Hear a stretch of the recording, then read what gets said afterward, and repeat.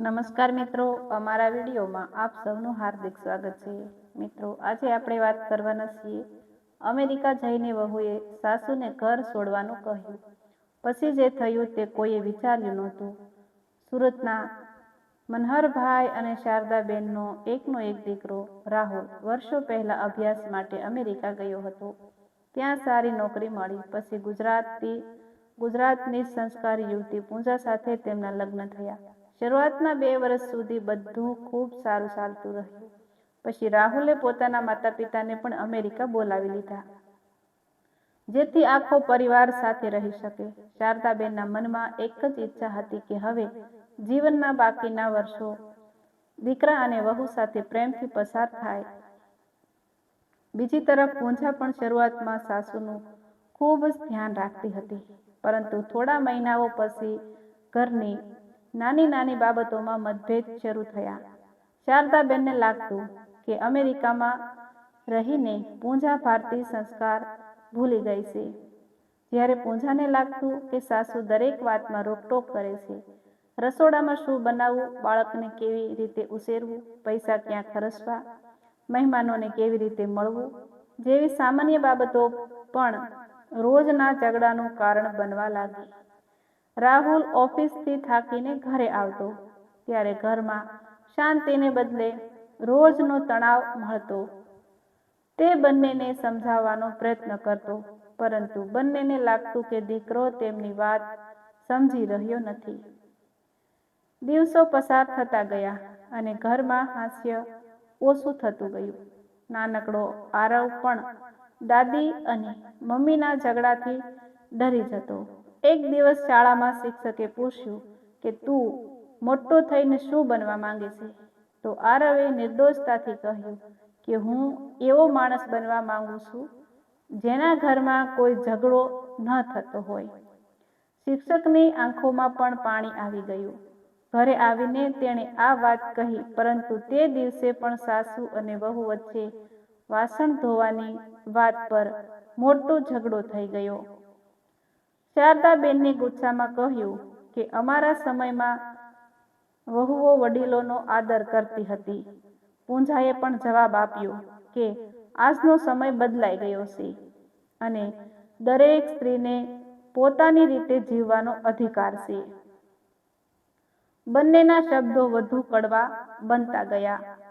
રાહુલે વચ્ચે પડીને વાત શાંત કરવાનો પ્રયત્ન કર્યો, પરંતુ કોઈ સાંભળવા તૈયાર નહોતું। બીજા દિવસે પડોશમાં રહેતી અમેરિકન મહિલા એમિલીએ પૂંજાને કહ્યું કે તમારા ઘરમાં રોજ અવાજ આવે છે, બધું બરાબર છે ને? પૂંજાને ખૂબ શરમ આવી।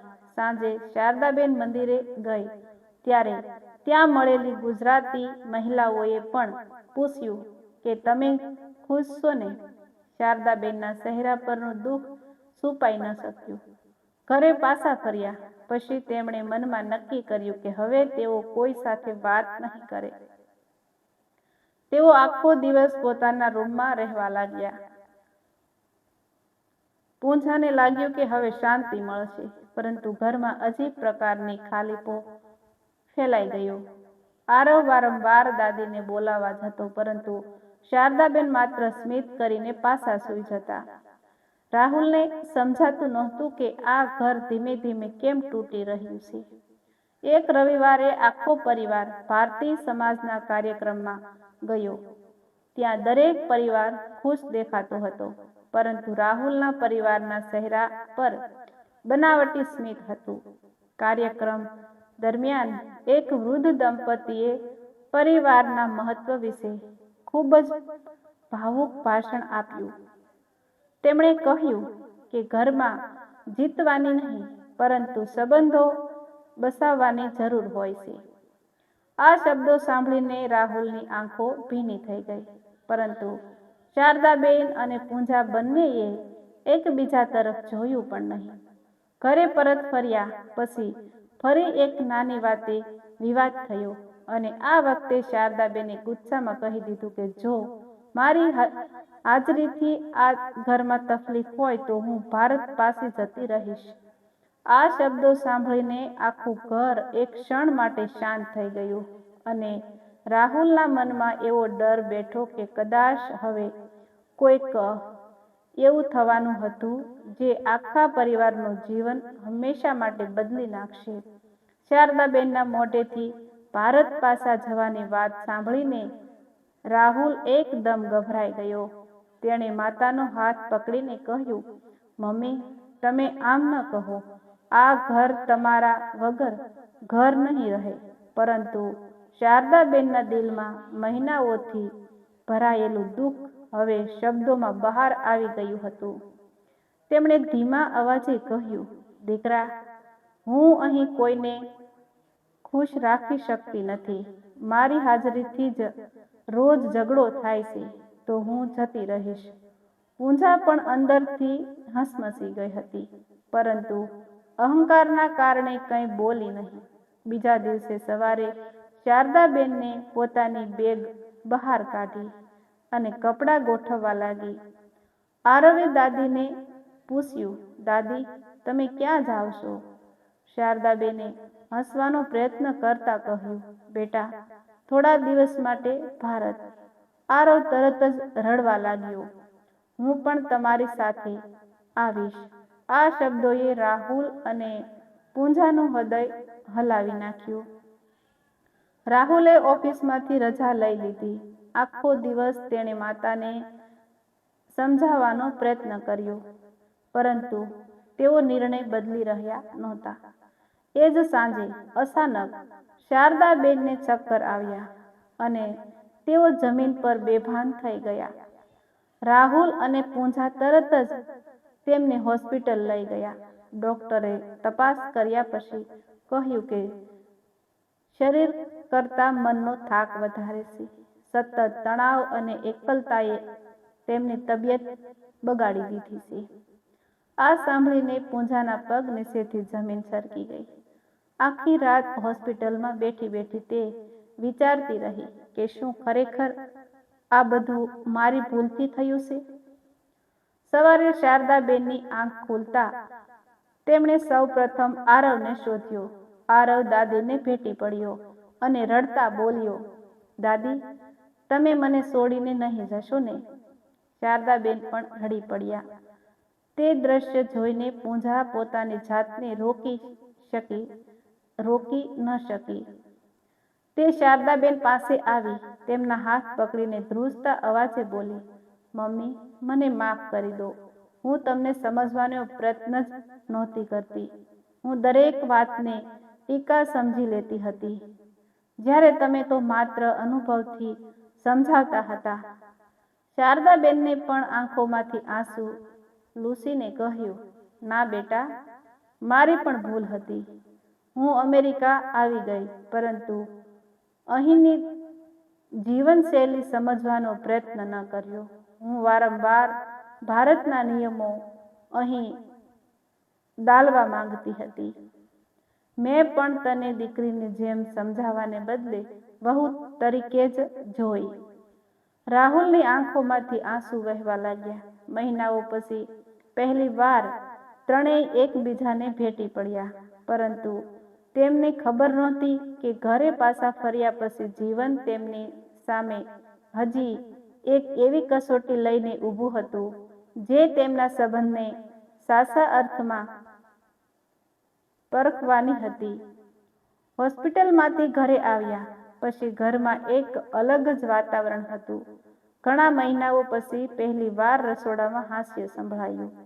શારદાબેને પૂંજાને કહ્યું, આજે તું મને અમેરિકન વાનગી શીખવાડ અને હું તને તારી મનપસંદ ગુજરાતી દાળ ઢોકળી બનાવતા શીખવું.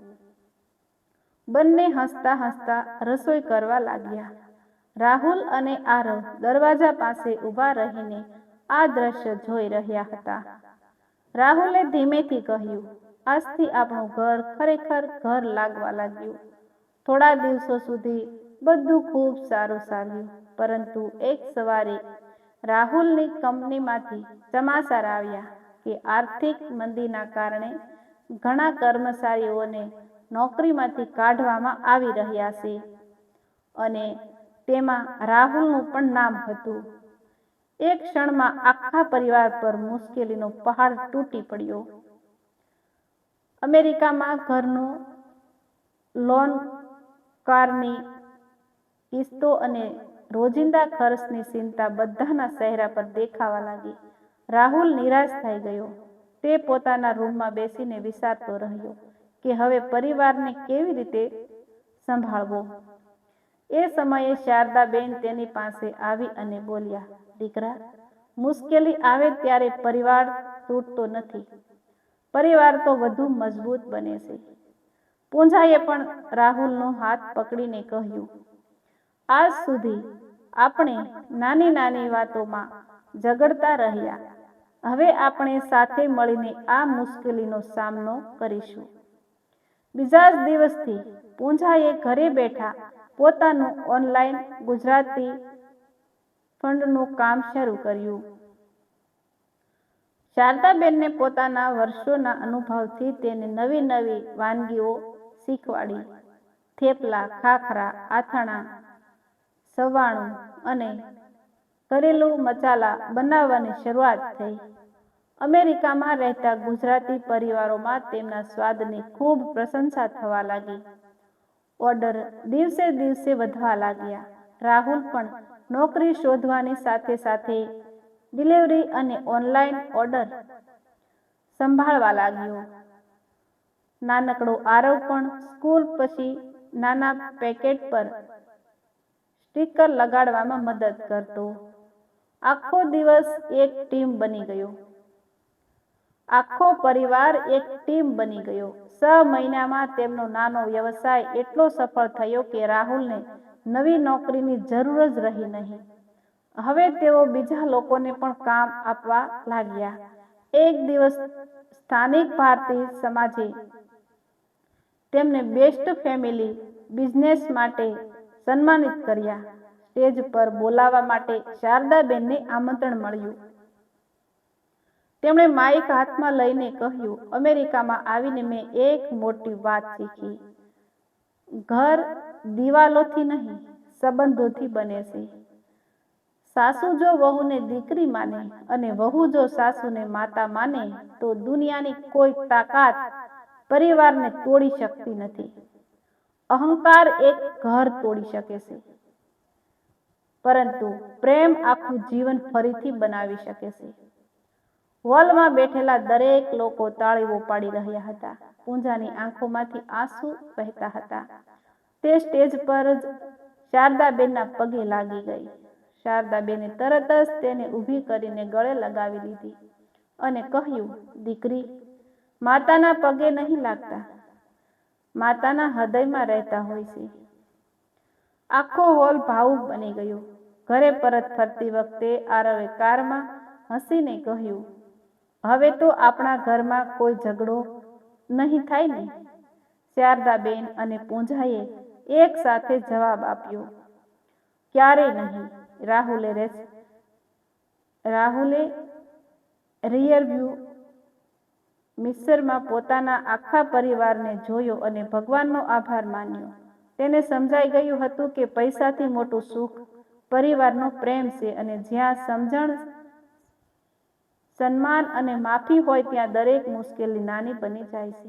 આ ઘટના પછી તેમનું ઘર અમેરિકામાં રહેતું હોવા છતાં સાસા ગુજરાતી સંસ્કારનું જીવન ઉદાહરણ બની ગયું અને જે લોકો ક્યારેક તેમના ઝઘડાની ચર્ચા કરતા હતા, એ જ લોકો હવે તેમના પ્રેમ, એકતા અને પરિવારના આદર્શની વાતો કરવા લાગ્યા.